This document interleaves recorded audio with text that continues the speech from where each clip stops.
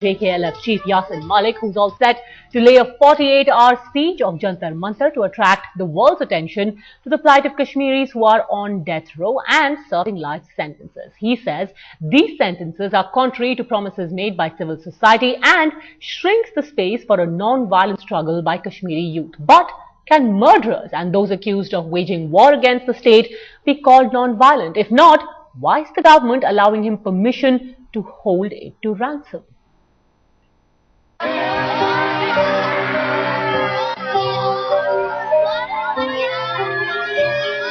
Our Jawans are butchered,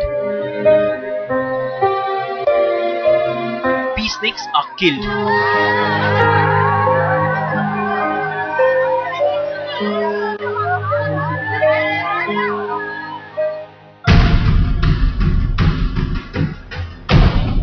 But for this man who calls himself the true voice of the people of Kashmir, their plight doesn't matter.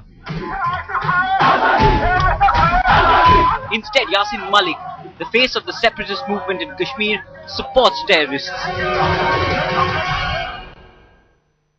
94 तक जितने भी cases हैं, चाहे वो किसी भी तंजीम से ताल्लुक रखते हो, उन केसेस में ट्रायल चलाने की कोई जवाजियत नहीं बनती। इसलिए हमारा ये अकीदा है कि जितने भी कश्मीर में तहरीक के लिए तंजीमें काम कर रही है, इसमें कोई संजीदा मौक़िफ़ हो, कलेक्टिव मौक़िफ़ हो, ताकि ये जो सिलसिला शुरू हुआ है, इस सिलसिले को रोकने में और इनकी रिहाई के सिलसिले में मुश्तरका संजीदा कोशिशें हो।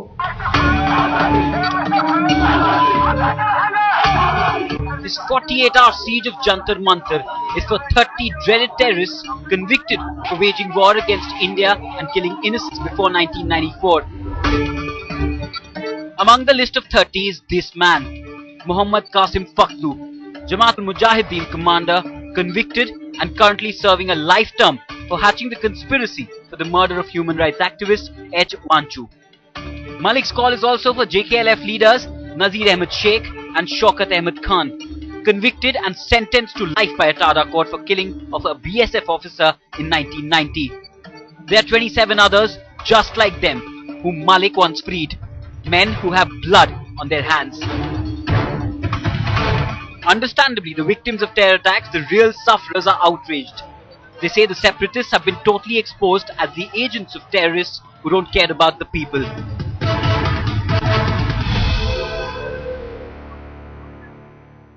बदकिस्मती की बात यह है कि इन तमाम हालात पर इस वक्त रियासत जम्मू कश्मीर की सरकार की और हमारी जो है भारत की यूनियन गवर्नमेंट जो है वो तमाम तमाशाई बनी हुई है और एक किस्म का बेबसी का आलम जो है वो सरकार का नजर आ रहा है कि जैसे सरकार बेबस है. The story raises some very important questions, and the most pertinent question among them is the timing of such a demand coming from a separatist party in Kashmir Valley. Many asking whether this timing is in sync with the renewed aggression from across the border on the issue of Kashmir. With cameraman Tariq Loon, Shujaul Haq in Jammu for Headlines Today.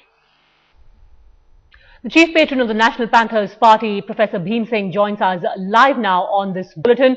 Professor Bhim Singh, the separatists in Jammu and Kashmir say they are the voice of the disenfranchised Kashmiri. But this action of Yasin Malik, what do you think this really says about the real nature of the separatists? Well, I think entire world knows that leadership, national leadership in India has failed to understand, comprehend the real background of the situation right from the beginning. For 60 years, people of Jammu and Kashmir have been suffering. It's not Kashmir, it's Jammu and Kashmir.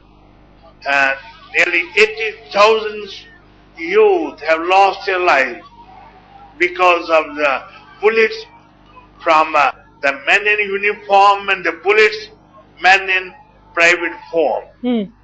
This anarchy and chaos continues. Now the new slogan given by Mr. Yasin Malik, whom I got 3 times released from the prison myself, In fact, I went to Agra after meeting Chandrasekhar, and with the order of Supreme Court, I got him out of the jail.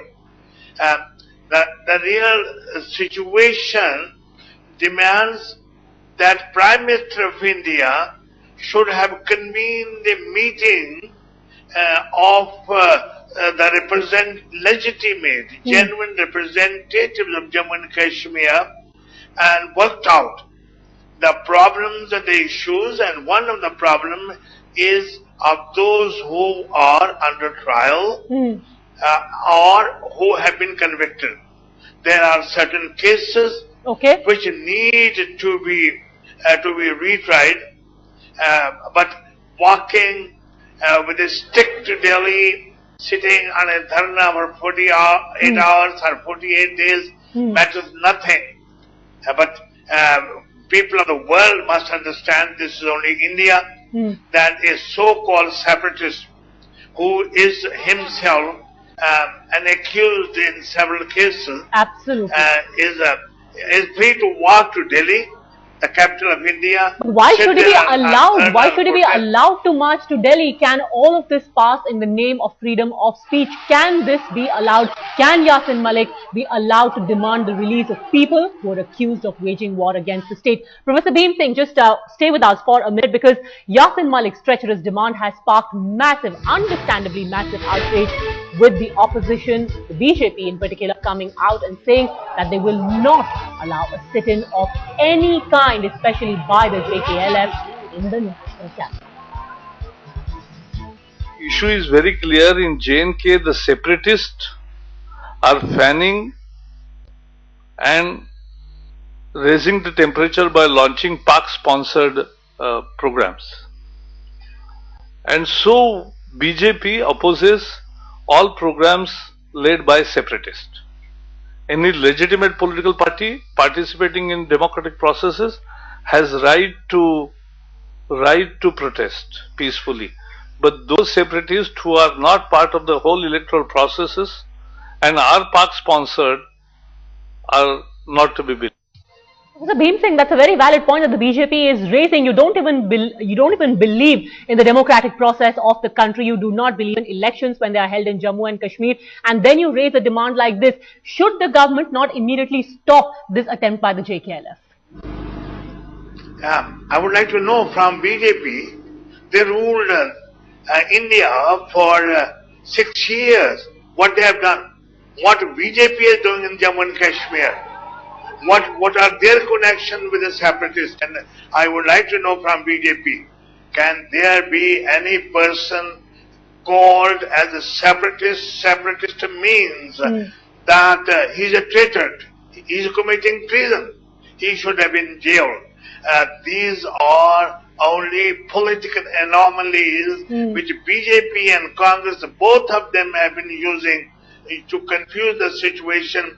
And I would like to know from BJP and Congress why Parliament of India can't make any law on Jammu and Kashmir. Absolutely. For their own political convenience at one time or the other, all the ruling dispensations have hobnobbed with the separatists. They cannot be excused for that, Professor Singh.